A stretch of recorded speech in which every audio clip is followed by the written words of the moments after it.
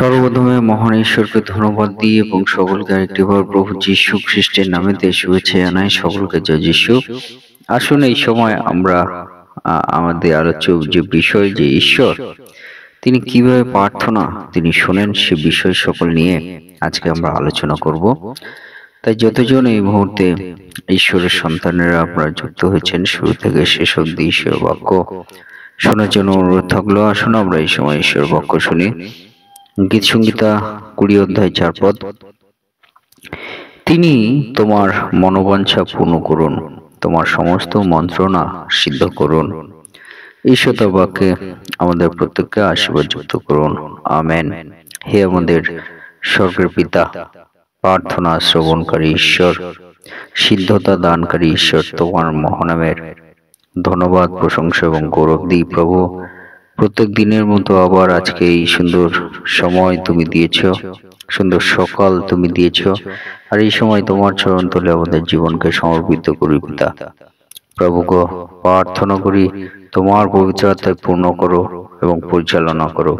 তোমার যে বাক্য শোনার সুযোগ করে দিয়েছ, যে আমরা কিভাবে প্রার্থনা আমরা করবো সে বিষয় সকল বুঝতে তুমি সাহায্য করো। সঙ্গে সঙ্গে থাকো, সমস্ত ভার তুমি নাও, পরিচালনা করো। প্রার্থনা একমাত্র নাসরত জীবিত যীশু খ্রিস্ট নামে চাই। আমেন। জয় যীশু, জয় যীশু।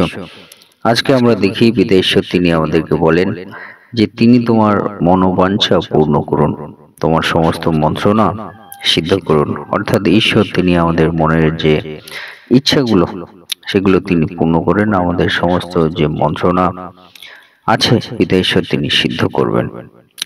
সেই বিষয়ের মধ্য দিয়ে আমরা কি বুঝতে পারি যে বিদেশে তিনি কি বলেন, যে তিনি আমাদের প্রার্থনা কিভাবে তিনি আমাদেরকে শ্রবণ করবেন। আমাদের প্রার্থনা পিতা ঈশ্বর তিনি শ্রবণ করেন, কিন্তু কিভাবে তিনি শ্রবণ করবেন। এক নম্বর বিষয়, যেন আমরা আমাদের মুখ দিয়ে আমরা ঈশ্বরের কাছে যাচনা করি। আমাদের প্রার্থনা সকল যেন আমরা বলি আমরা মুখ দিয়ে। যদি আমরা আমাদের ইচ্ছাগুলো মনে আমাদের থাকে, সেটা আমরা যদি প্রকাশ করি, পিতা ঈশ্বর তিনি সেই আমাদের মুখের যে শব্দ, সেই শব্দে তিনি গ্রাহ্য করেন, তিনি শোনেন প্রার্থনা সকল। যদি আমরা বাক্যে দেখি যে কোথায় লেখা আছে, গীত সংহিতা 21 অধ্যায় 2 পদে লেখা, তুমি তাহার মনোবাঞ্ছা পূর্ণ করিয়াছ, তাহার ওষ্ঠের প্রার্থনা অস্বীকার করো নাই। আমেন। অর্থাৎ ওষ্ঠ বলতে ঠোঁটে প্রার্থনা, আমাদের মুখে যে প্রার্থনা, সে প্রার্থনা পিতা ঈশ্বর তিনি পূর্ণ করেন এবং অস্বীকার তিনি করেন না। অর্থাৎ আমরা কিভাবে প্রার্থনা করব, আমরা যেন মুখে আমরা শব্দ করে আমরা যেন পিতা ঈশ্বরের কাছে আমরা প্রার্থনা করি। আমরা চাই পিতা ঈশ্বরের কাছে যাচনা করি, আমাদের মুখের শব্দ প্রকাশের মধ্য দিয়ে পিতা ঈশ্বরের প্রতি যখন আমরা সেইটি করব, পিতা ঈশ্বর তিনি বলছেন যে তিনি অস্বীকার করবেন না। আমাদের ওষ্ঠের যে প্রার্থনা, সেই ওষ্ঠের প্রার্থনা তিনি অস্বীকার করবেন না। পিতা ঈশ্বর তিনি অবশ্যই তিনি শুনবেন। তাই আমরা যেন আমাদের মুখ দিয়ে আমরা যেন পিতা ঈশ্বরের কাছে আমার প্রার্থনা যাচনা করি। পিতা ঈশ্বর তিনি চান যেন আমরা এই মুখ দিয়ে পিতা ঈশ্বরের কাছে আমাদের মনের কথা সকল, আমাদের ইচ্ছা সকল, আমাদের বাঞ্ছনা সকল, আমরা যেন আমাদের যাচনা সকল আমরা যেন পিতা ঈশ্বরের কাছে আমরা প্রার্থনা সকল আমরা করি। পিতা ঈশ্বর তিনি বলেন এই ওষ্ঠের প্রার্থনা তিনি অস্বীকার করেন না, তিনি সেই ওষ্ঠের প্রার্থনা তিনি শোনেন। 2 নম্বর বিষয়, যে ঈশ্বর কিভাবে প্রার্থনা শোনেন। আমরা যদি সদাপ্রভুতে আমরা আনন্দ সহকারে আমরা প্রার্থনা করি, আমরা সবসময় দুঃখ সহকারে নয় যে ঈশ্বর তিনি প্রার্থনা উত্তর দেবেন এরকম নয়, কিন্তু আনন্দ সহকারে বলতে আত্মবিশ্বাস, কনফিডেন্ট, আত্মবিশ্বাসের মধ্য দিয়ে যখন আমরা প্রার্থনা করি, আনন্দ সহকারে পিতা ঈশ্বর তিনি আমাদের প্রার্থনা সকল তিনি পূর্ণ করেন, তিনি শোনেন। কোথায় যদি আমরা দেখি লেখা, গীত সংহিতা 37 অধ্যায় 4 পদ, সেখানে লেখা, আর সদাপ্রভুতে আমোদ করো, সদাপ্রভুতে আমোদ করো, তিনি তোমার মনোবাঞ্ছা সকল পূর্ণ করবেন। আমেন।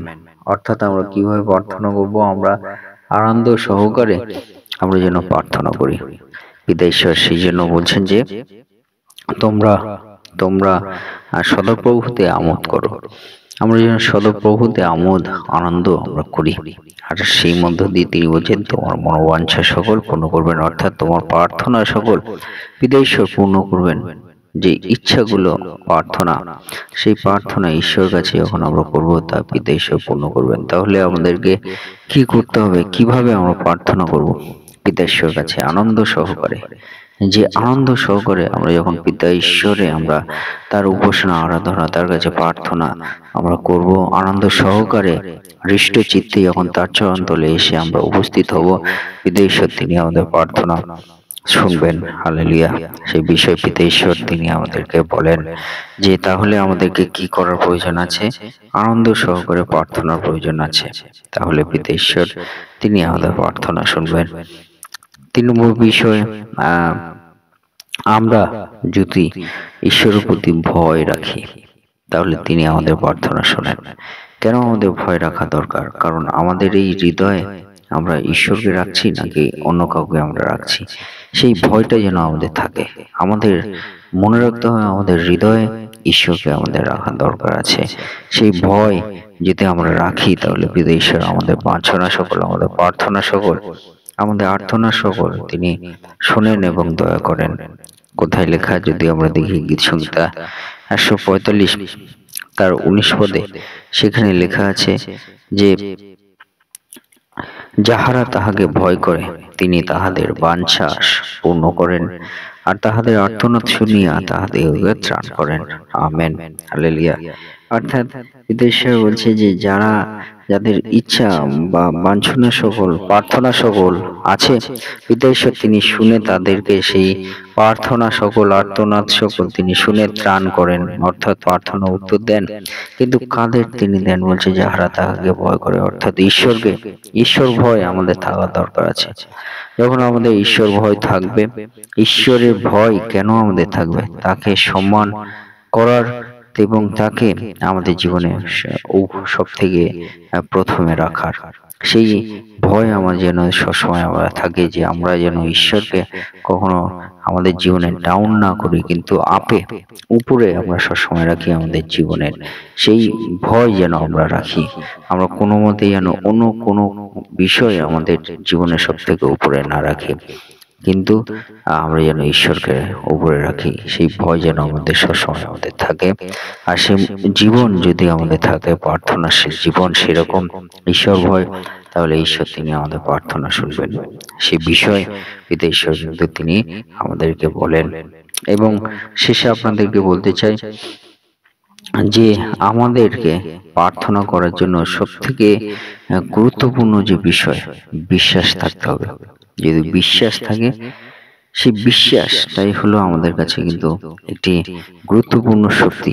সেই বিশ্বাসের শক্তি যদি আমরা আমাদের জীবনে রাখি, তিনি প্রার্থনা উত্তর পিতা ঈশ্বর তিনি দেবেন। অর্থাৎ পিতা ঈশ্বরের কাছে আমরা যা প্রার্থনা করি না কেন, বিশ্বাস সহকারে যে প্রভু তিনি এই কার্য আমাদের জীবনে করবেনই, ঈশ্বর তিনি এই পরিবর্তন আমার জীবনে আনবেনই, সেই বিশ্বাস আমরা যদি রাখি, পিতা ঈশ্বর তিনি আমাদের প্রার্থনা শুনবেন।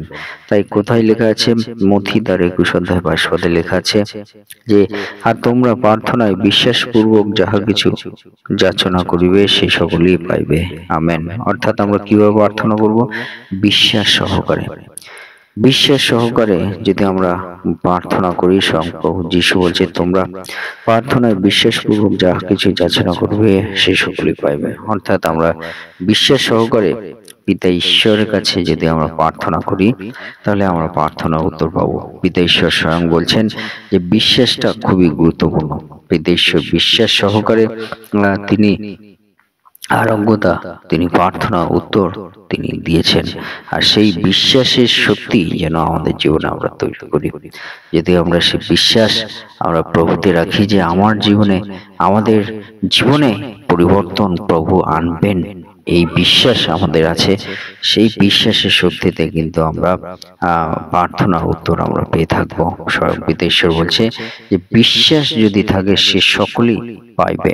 অর্থাৎ সে বিশ্বাসটা আমাদের জীবনে কিন্তু সব থেকে প্রথমে আমাদের রাখা দরকার। কিন্তু আজকে আপনাদেরকে শেষে বলার কারণ যে এই বিশ্বাসটা খুবই গুরুত্বপূর্ণ।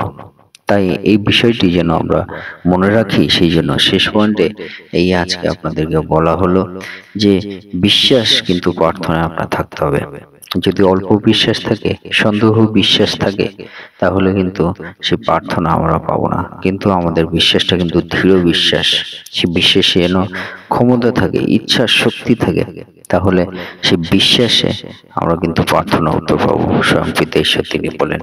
তাই আজকে আপনাদেরকে উৎসাহিত করতে চাই, কিভাবে আমরা প্রার্থনা করব।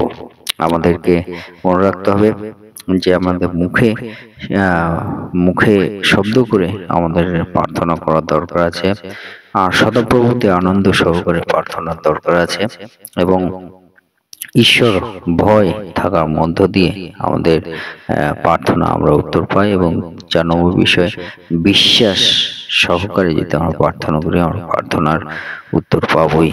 পিতা ঈশ্বর তিনি আমাদেরকে বলেন। তাই আজকে আপনাদেরকে উৎসাহিত করতে চাই, আপনারা কেমন বিশ্বাস সহকারে, কেমন ভয় সহকারে, কেমন আনন্দ সহকারে আপনারা ঈশ্বরের কাছে প্রার্থনা করতে চান, যে প্রার্থনা উত্তর আপনারা পেতে চান। যদি আপনাদের এই বিষয়গুলো আপনাদের জীবনে বিশ্বাস সহকারে প্রার্থনা করেন, পিতা ঈশ্বর কিন্তু ভয় সহকারে প্রার্থনা করেন, আনন্দ সহকারে প্রার্থনা করেন, এবং মুখে স্বীকার করে প্রার্থনা করেন, পিতা ঈশ্বর কিন্তু তিনি আপনার প্রার্থনা উত্তর অবশ্যই দেবেন। সেই বিষয়গুলো আজকে আপনাদেরকে উৎসাহিত করতে চাই, আপনারা এই বিষয় সকল মনে রাখবেন। ঈশ্বর তো বাক্যে আমাদের প্রত্যেককে আশীর্বাদ যুক্ত করুন। আমেন। জয় যিশু, জয় যিশু।